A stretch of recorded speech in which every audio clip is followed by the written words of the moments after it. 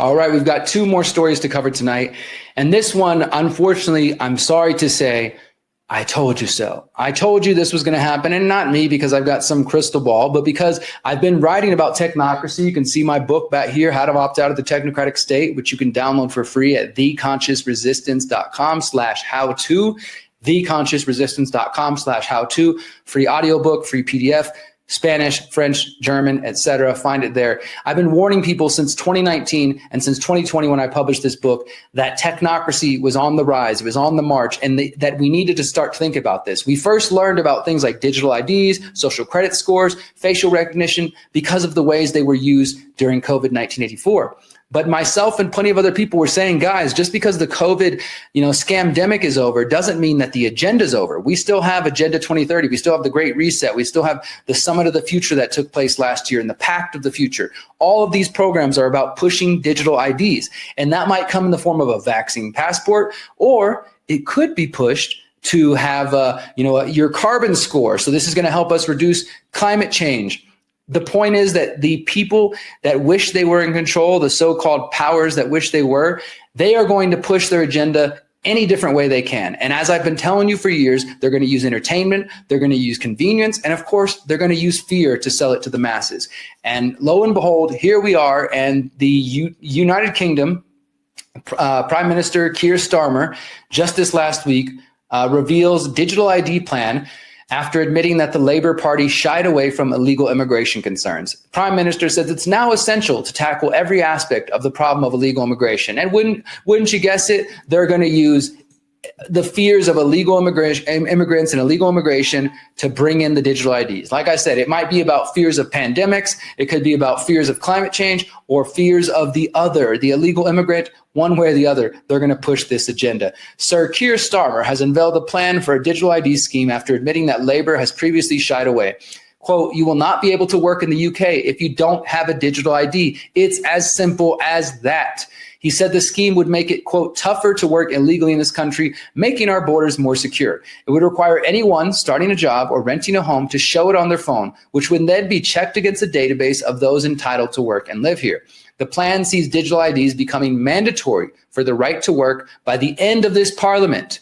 This is not 10 years from now. This is happening very quickly. The Prime Minister wrote in the Daily Telegraph, let's open up that article today, that it was now, quote, essential to tackle every aspect of the problem of illegal immigration. Quote, there is no doubt that for years, left-wing parties, including my own, did shy away from people's concerns around illegal immigration. It's called the Brit Card. And there's a little, for those watching on screen, there's some examples. You got a gentleman named James Williams. They scan it. Yeah, he has a right to work, permanent. He has a right to rent, permanent. He's over 18. Cool. Here's his driver's license. The one app to rule them all. Workers currently have to show at least one form of physical ID, but there are concerns these can be faked. Here it is. That's all about, trying to make us safe. Prime Minister said the scheme would, quote, offer ordinary citizens countless benefits, making it easier to apply for services such as driver's license, childcare, and welfare. A consultation will look at how the scheme would work for those who may not have a smartphone, such as older people or homeless people. Don't worry, we're going to get them into the banking system, get them in the digital ID, and eventually chipped in no time. French President Emmanuel Macron has repeatedly warned that the lack of ID cards acts as a major pull for channel crossings as immigrants feel they can find work in the black economy, the black market. Guess what? That's where we want to be. That's what agorism is all about. That's what exit and build is all about. There is strength in being outside of their systems. And don't you see the message is stay inside the system, be inside the system, because guess what? Inside the systems, they can control you. They can't control you if you're outside, if you don't need their systems. So if you don't need their work, you don't need their rent, which I get is a big task, but it's one we need to focus on, then you can live outside. And here they even talk about it. Starmer said on Friday's Global Progress Action Summit, quote, it had been too easy for people to come here, slip into the shadow economy, and remain here illegally. It is not compassionate left-wing politics to rely on labor that exploits foreign workers and undercuts fair wages. But the simple fact is that every nation needs to have control over its borders.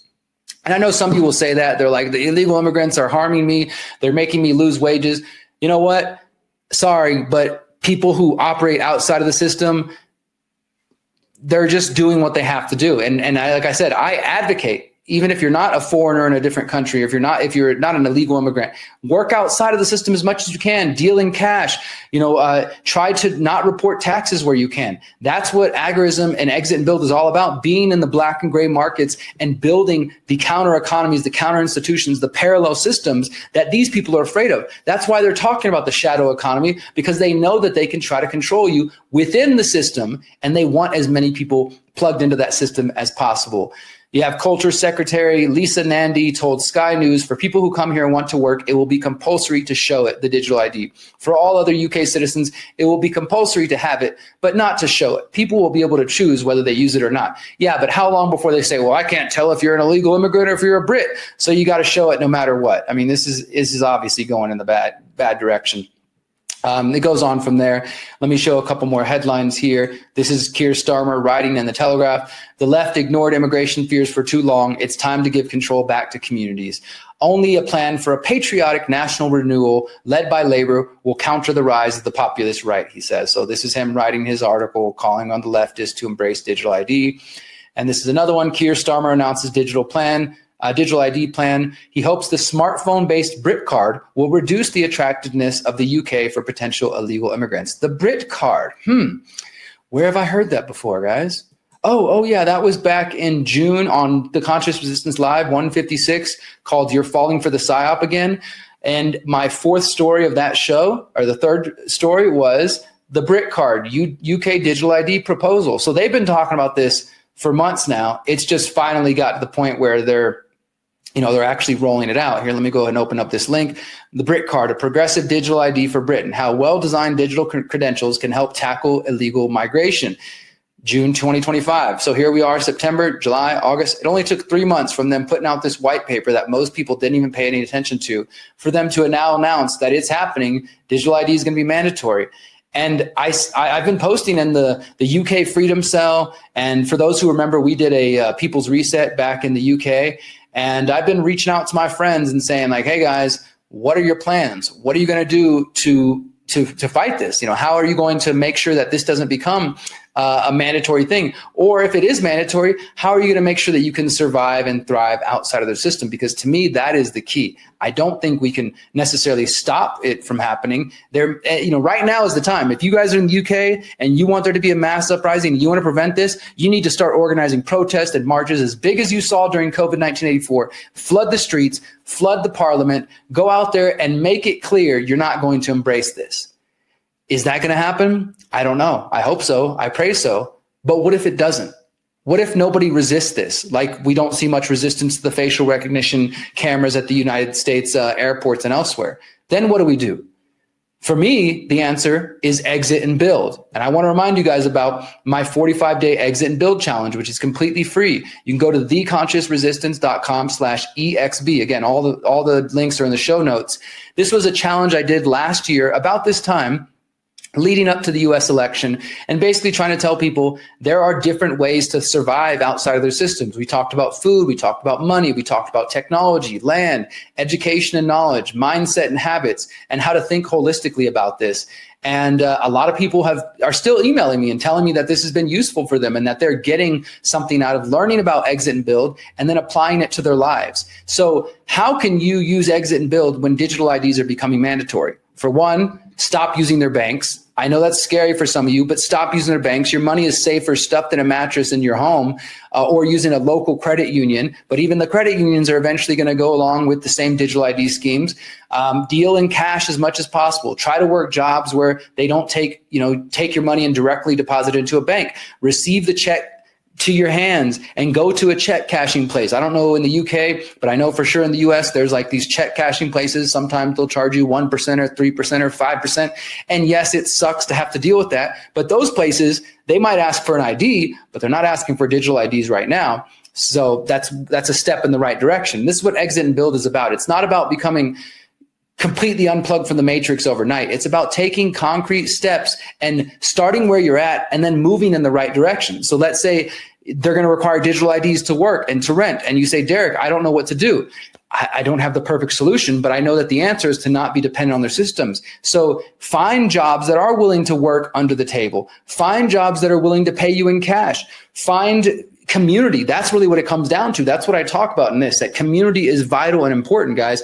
I have an eco village that Miriam and I are building out here in Mexico, but we couldn't do this on our own. So we're working with 8 to 10 other households, couples, individuals, families, to build the community that we want, the community of our dreams, because we know that it's going to take effort, it's going to take time, and we can't do it alone. So we have to work together. So I encourage you guys, learn more about the exit and build idea. This is so vital, so important, because digital IDs are coming and we might not be able to stop it, especially if there's not mass resistance.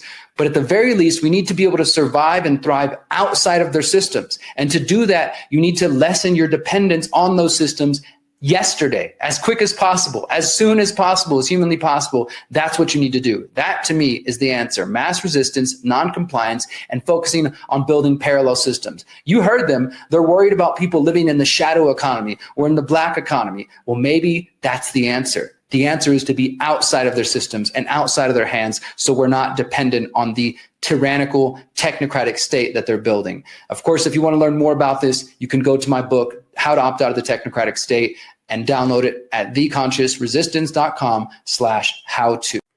Since 2012, the Conscious Resistance Network has been an independent media organization focused on empowering individuals through education, philosophy, health, and community organizing. We work to create a world where corporate and state power do not rule over the lives of free human beings. Our motto is leading by example and helping others in their pursuit of freedom. Visit theconsciousresistance.com to find our articles, documentaries, interviews, podcasts, books, and more. Remember, you are powerful, you are beautiful, and you are free.